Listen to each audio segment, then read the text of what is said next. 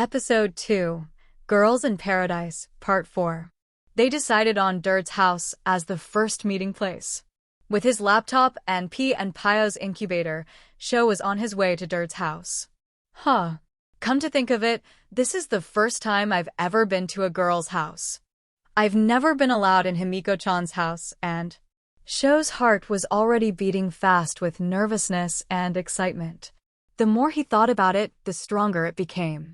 He grinned slightly at the thought of what would happen if his parents asked him to take care of Dirt.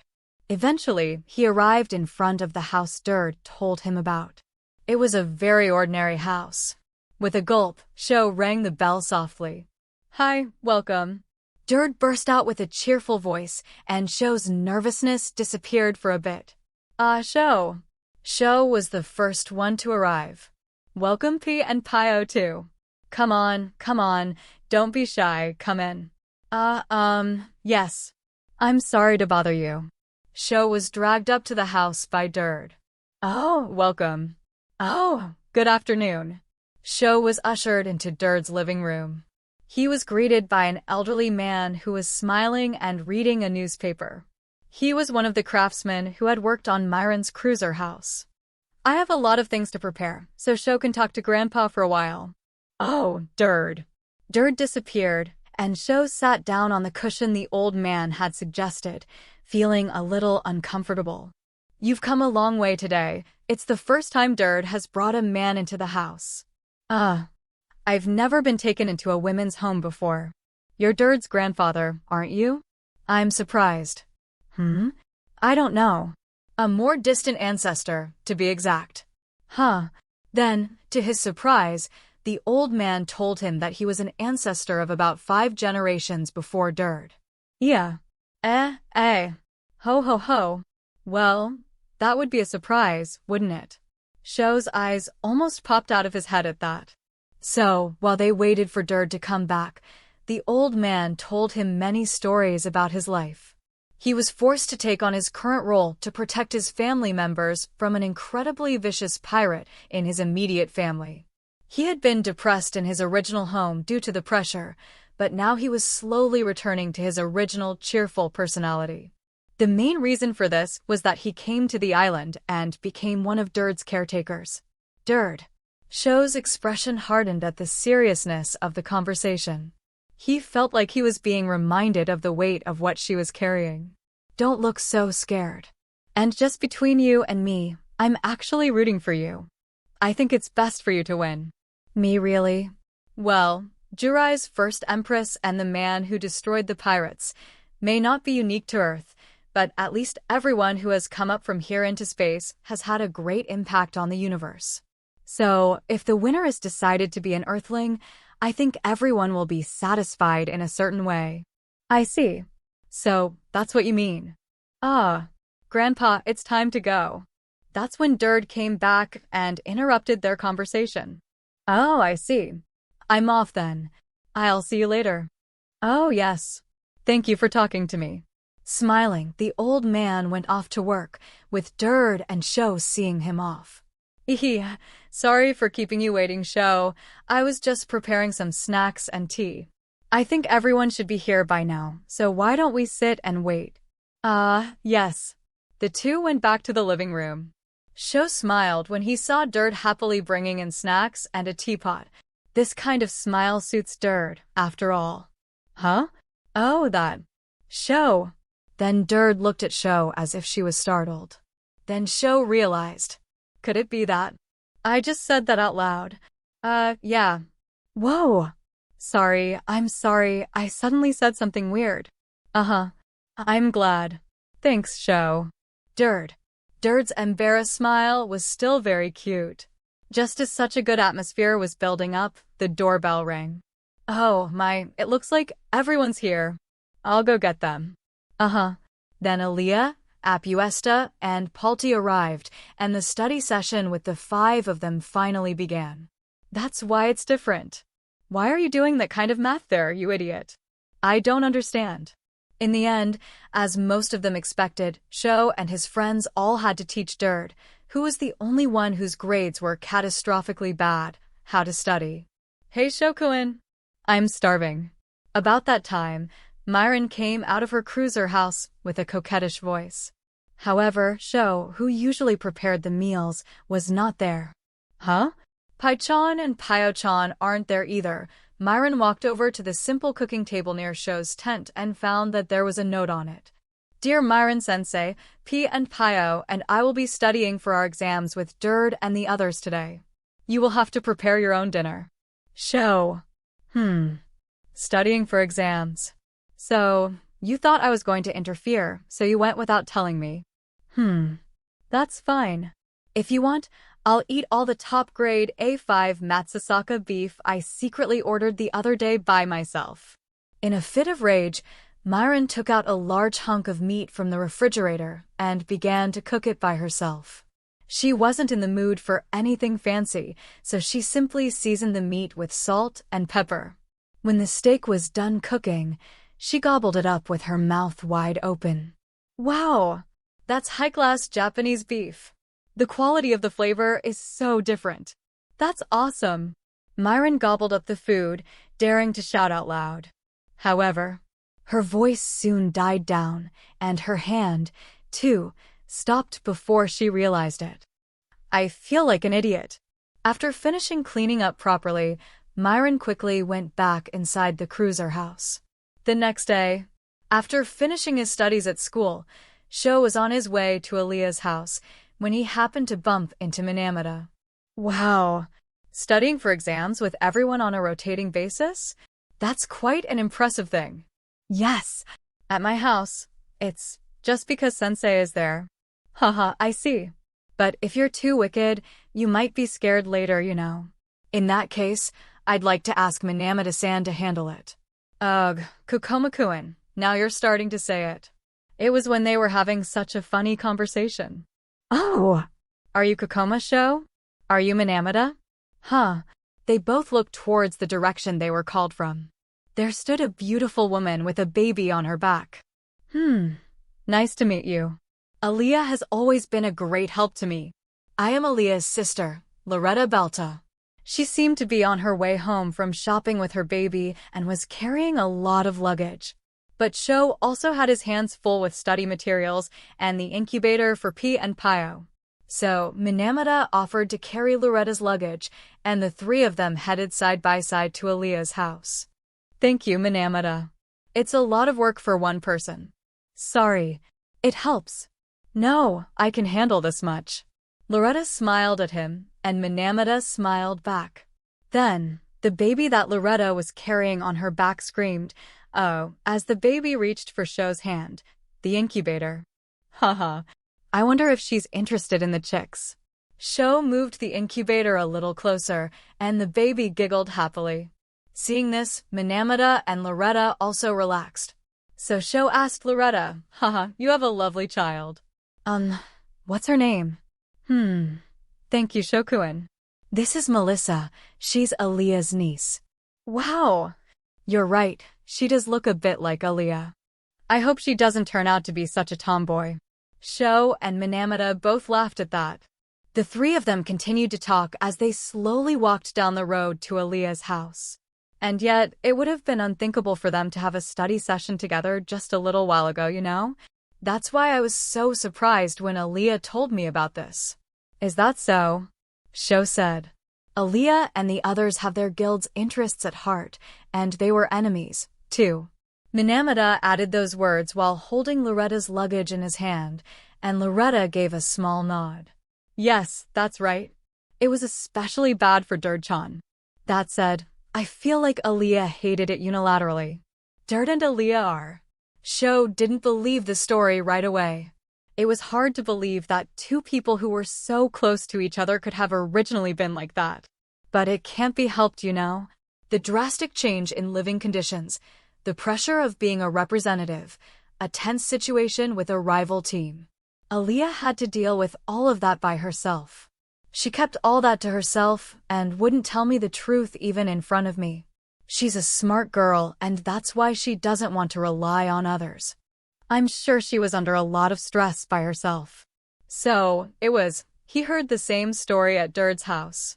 After all of these girls have a huge weight on their shoulders. But Aaliyah is amazing. She's the youngest of the four, but she's always working hard. Huh, thanks Shokuen. But I'm embarrassed to tell you this, but the reason why Aaliyah took on the role of representative is because of the huge debt that this girl's father created. What? Loretta continued her story while comforting the baby, Melissa. Minamata-san is GP, so maybe you know him. He was an operator on a ship called the Kamidake, Alan. Minamata suddenly blew his top at the name. What? Minamata-san, do you know that guy?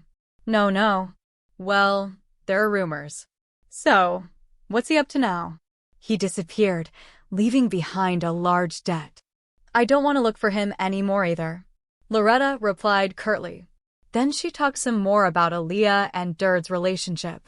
The two clashed not long after arriving on Earth, but Aaliyah's inferior strength caused Durd to quickly quit the fight. Feeling humiliated by this, Aaliyah deliberately let Durd escape while hunting her down during their first battle for supremacy, just to get even. After that, she started to compete with Durd, but the two of them, she changed after Shokuen came to this island. What? Me really? Yes, through Shokuen, she started to go out with Durd-chan in private. See, Durd-chan has a bit of a wild side, right? Maybe that's why she gradually got rid of her poison. Haha, I can understand that. Sho could relate to that. He felt that anyone would be like that if they were with Durd. Her innocence was like a dog that misses you, and it's very hard to be angry with her. Shokuen, please continue to be good friends with her.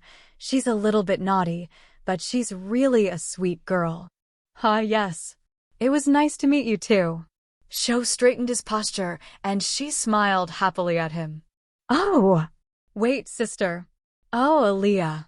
It seemed that they had already arrived at the front of Aaliyah's house, and Aaliyah, who was apparently waiting at the entrance, saw them and came running. Hey, I thought you were late. What are you doing? You're with Sho and Minamata, too. We bumped into each other on the street a while ago. They helped me with my luggage. Oh, don't worry about that. Everyone is already here, so hurry up and come. Yes. I'll see you later, Minamata-san. Sho was pushed by Aaliyah and ended up going up to her house.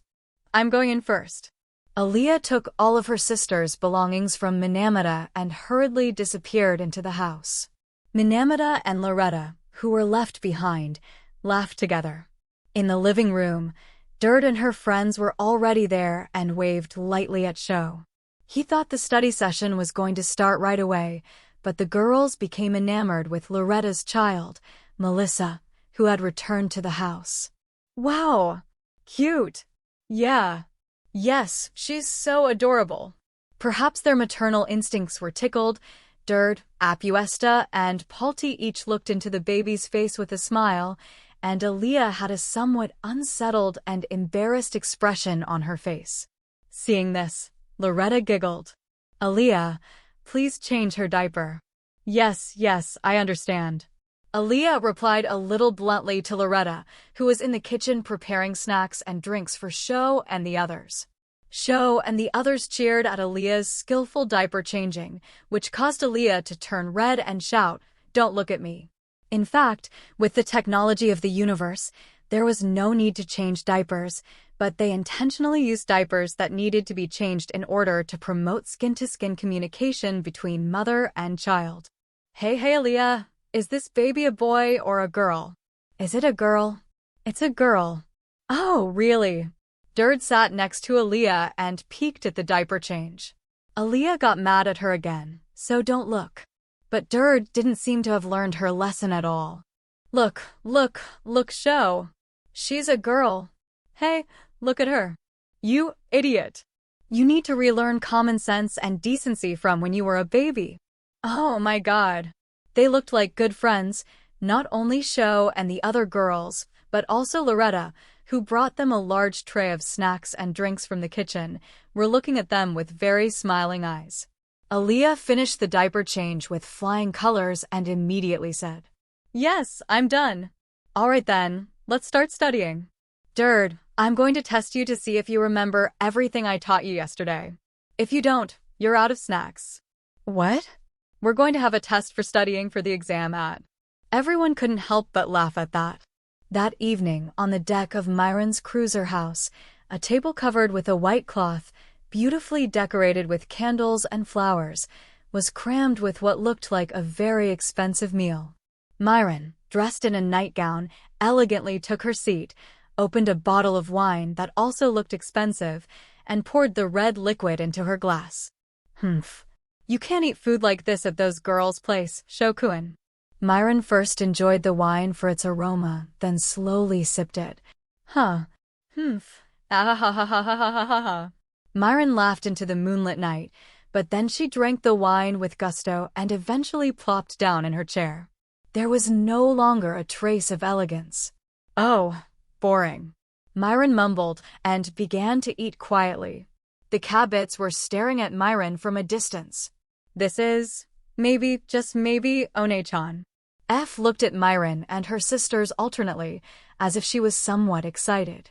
Huh, it's just like I was staring at you. And, though, I don't think that she'll give up on her own dreams so easily. Let's go home soon. If we make too much noise, we'll be discovered, D mumbled, jumping up and down and leaving the place. Oh, wait, Dine-chan. F chased after her, followed by M and K. After all, Shokuin needs to work hard here too, M said as she glanced at Myron and returned home with the others. The next morning. Wow, that's amazing. When Sho left his tent, he was quite surprised to see all the tasty food laid out on the table that Myron had brought from the cruiser house. It looked like the kind of authentic Japanese food that would be served at a high-class, traditional Japanese inn. However, he had never eaten at such a place, so this was only the knowledge he had gained from a pamphlet. Huh, this is no problem for me. It's just like breakfast. Oh, it's delicious. Sho tried a few of the dishes and was pleasantly surprised by the taste of them. Hey, Shokuin. Why are you so surprised? Do you think it's surprising that I can make all these dishes? Oh no. See, in a case like this, it's standard to look good but be super bad. That's rude. I know all the delicacies in the world, so there's no way I would serve something bad. That's the kind of thing that only a fool would serve without even tasting it. Haha, I'm sorry. But sensei, why did you suddenly decide to cook a meal? Myron gave a slight ugh and then crossed her arms. Humph. I didn't mean anything by it. I'm just proving that I can cook by myself without Shokuin and Palti and the others. Oh, that's some sarcasm about being left out. Sho felt a little bad about his attitude towards Myron, as Minamata had also said that he was afraid of what would happen if he treated her too harshly. They started their morning meal together. Sho glanced at Myron in the middle of it, and Myron nodded her head. What is it, Shokuin? Do you have any complaints about this delicious food? Oh no. I was just thinking that. That's a cute apron. The apron that Myron was still wearing was white and light pink with frills. It looked like something that a newlywed would wear. Myron blushed slightly and said, This is something my sister gave me for my 14th birthday. I don't care. I know it wouldn't look good on me anyway. What? I think it looks good on you. Myron's eyes fluttered at Sho's honest words. Sensei? What's wrong with you? What? Oh, it's nothing. Myron, who had been frozen in place, immediately huffed and started to eat. Then Sho noticed something and asked, Huh? But you were 14 years old when you got it, right? You don't seem uncomfortable at all with the length and all, but could it be? I grew rapidly after I graduated from college at 12. I got it after that, so I can wear it like this. Well, my breasts were a little smaller back then, though. Myron rubbed her breasts as she said this, and Sho looked away quickly. Yeah, I see. But for now, I'm relieved. You see, there was also the matter of the swimsuit before, so I was wondering what I would do if you were wearing a very revealing apron. Haha, a naked apron. Yes, I see. Haha. Myron smiled at Sho, who winced. Sho already knew that this was the face of Myron when she was thinking about something ridiculous. Or rather, It was obvious to anyone who saw her that she was suspicious. I see. Huh. So tomorrow I'll be in a naked apron or something. Mama. Thanks for the food. He was like a snake, wanting to escape as soon as possible. Sho hurriedly ate his breakfast, picked up his bag, and ran to the school. Come on. This is my homemade food. Eat some more. Sorry, gotta go. After school that day, Sho received his lunchbox from Tommy at school. Normally, when there were only morning classes before exams, students would take their lunches at home, but as long as they made a reservation in advance, Tommy would prepare their lunches for them as usual. Thank you very much, Tommy-san. Ho-odo. Anyway, Sho-chan, I heard that you've been studying for the exam at Derd-chan and the other's house every day. I'm impressed. It's good to learn while you're young, Tommy said as Sho was thinking about where to eat his lunch. Oh yes. It's Apuesta's turn today, and we're going after we eat lunch. Apuesta-chan looks so much brighter now that Sho-chan is here. Is that so? Sho had heard the same thing from Derd and Aaliyah. After all, Derd and Aaliyah had been a great help to him. He was glad that he was having a positive influence on them. Yeah, I've known Apuesta's parents for a long time in business. I've known her since she was this little. With that, Tommy held her hand below her waist. Oh! You did? Yeah. Maybe I should tell Sho-chan about this too. Sho-chan, if you have time, can you accompany me for a bit? Huh? Yes. With that, Tommy accompanied Sho to the observation deck outside, where there was a covered table. It had become one of Sho's favorite places, overlooking the blue sky and sea. There, Sho listened to Tommy's story as he enjoyed his lunch. There are many kinds of space pirates, like on this island where many of them make their living from pelagic fishing, and their parents are often away from home for months at a time doing their work. And some parents can't come home because of accidents, fighting, or being captured. So, there are child care facilities that collectively take care of the children left behind. A child care facility? Sho listened intently to Tommy's story as she spoke while looking at the sea. That's right. Originally, it was supposed to be run and maintained by the pirates who founded it, but there were times when parents who went out to work suffered misfortune one after another, and it often interfered with the operation of the facility. In the end, however, the guild collapsed, and the child care facility was closed and reorganized. That's not Apuesta's? He asked, and Tommy looked a little sad. For the kids who grew up in that facility, they're like siblings to the ones who are there. The ones who have parents are still there, but the ones whose parents are in prison and can't come home right away, or the ones who are orphaned, they have a lot of trouble. Apuesta-chan's parents are trying to keep such children from falling apart, but the collapse of the guild has also affected their business. So maybe that's why Apuesta is in this fight? That's what I mean. I've heard that's how they've managed to keep the facility running for now. But even so, there's no money to go around other than the bare minimum of living expenses. All the money I make from my business here is used to buy birthday presents for the kids at the orphanage. What do you think, good boy? Sho was taken aback by the facts that Tommy told him. I didn't know that. I didn't know anything about that. Yup. But now that Sho-chan has come and helped her, I'm sure she has more room not only for sales, but also for her feelings.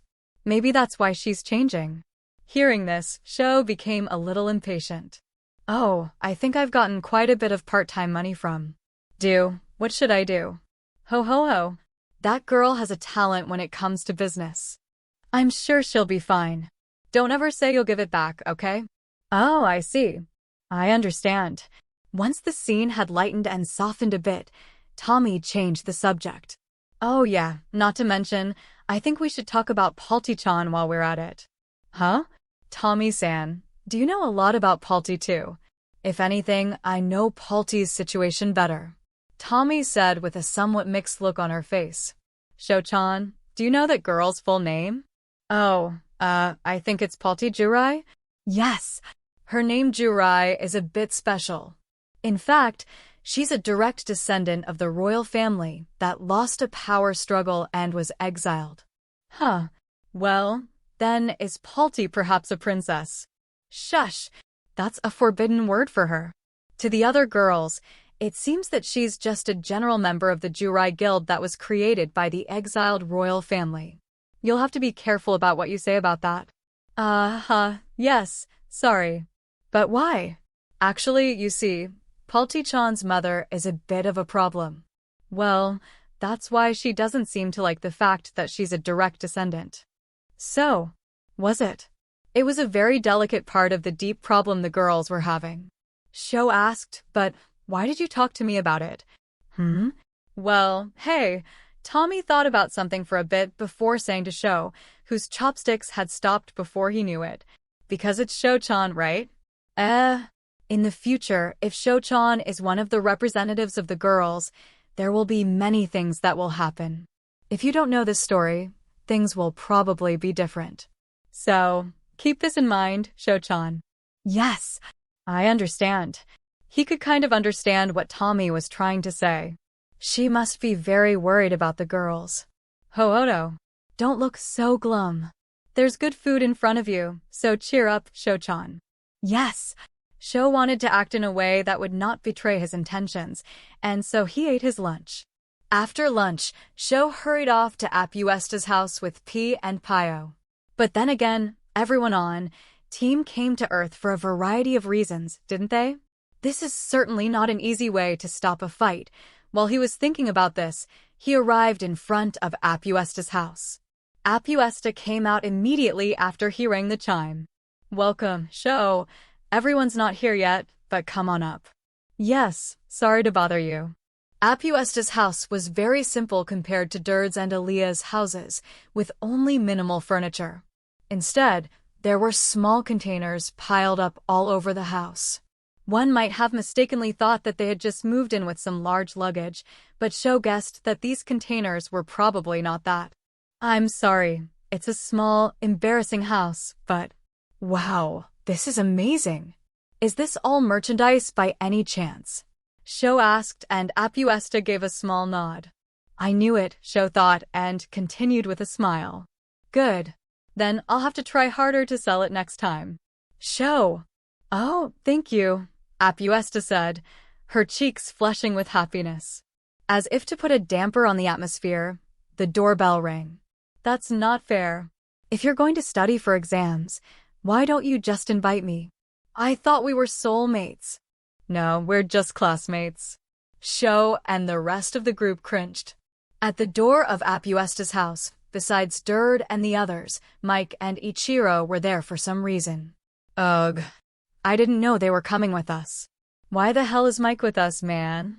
Aaliyah, you're too honest. Yes, you're right. Let's not be too direct with this swearing, Aaliyah. It's vulgar. Sorry, guys. I'll keep an eye on Mike, so he doesn't get in the way of studying for exams. Durd looked annoyed, Aaliyah's eyes narrowed, and her mouth twitched, and Apuesta and Palti chided Aaliyah. Ichiro just chuckled. Mike shook his blonde hair out of his face and said in a cool way, I may look like this, but I'm an excellent student, and I can take care of that silly Durd for you. What do you think? This way, everyone else can study in peace, right? Oh, I'm sure that might be appreciated. Okay, that's settled then. Now, if you'll excuse me. Oh no. Mike stumbled into Apuesta's house after Aaliyah revealed her true feelings, and Apuesta stared at Aaliyah with a bit of resentment, causing Aaliyah to look away uncomfortably. It can't be helped. Everyone, come on up, Apuesta said with a sigh, and Sho and the others all followed Mike. In fact, Mike and his friends were not the only ones at Apuesta's house at this time. Oh no, you Mike. Don't you dare interfere with my role. Myron had been hiding in the bushes near Apuesta's house for the same reason as Mike, to break into the study group. She was wearing disguise leaves on her head and shoulders to blend in with her surroundings, as if she had military experience. Then Myron had a thought. But that's weird. Why did Mike barge into Apuesta's house when he could have barged into Durd's or Aaliyah's? Something is fishy here. Myron's eyes widened, and she began to move through the bushes. Yes, Durd, you can do it if you try. Wow, you really did it. Thanks, Mike. In the living room, Mike was surprisingly good at teaching, and Derd threw up her hands in delight, unable to hide her surprise at how far she had come since show, and the others had taught her so much without much success. Oh, hey, seriously, wow, you got the answer right. Heh. I can do it too. I can do it too. Derd gave a V sign with both hands, and Sho and the others were a little disappointed by Mike's unexpected success. Okay, Derd, now for a little test. You have 20 minutes to solve the problems on this page and this page on. It's an application of what you just did, so if you think about it, you should be able to do it. Yes, I understand, Mike the great sensei. Good girl. I'll leave you alone for a while. Oh, I'm going to the bathroom too. Seeing Derd's reaction, Mike stood up quickly. Ichiro followed and the two left the living room. But Sho and the others were so amazed at how much Derd had grown that they didn't really pay attention to what the two of them were doing. Piff. Ha ha ha ha. Mike, you're being too loud. Oops, sorry about that. I'm sorry, the plan was too brilliant to be successful. After leaving the living room, Mike and Ichiro found themselves in what appeared to be a storage room surrounded by a large number of containers. I didn't think you were expecting me to break into Apuesta's house on the pretext of studying for exams, and then take advantage of the opportunity when everyone is surprised by Derd's growth to look for products like this. Mike, that's outrageous. Ichiro smiled at Mike as he explained his plan. Yes, Mike had only one goal.